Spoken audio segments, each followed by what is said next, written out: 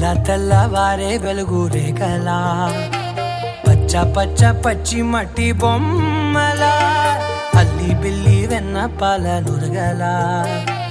అచ్చ తెలుగు ఇంటి పూల కొమ్మలా దేవదేవుడే పంపగా ఇలా దేవతే మా ఇంట అడుగే పెట్టెనంట బ్రహ్మ కళ్ళలో కాంతులే మా అమ్మలా మా కోసం మళ్ళీ లాలి పాడేనంట.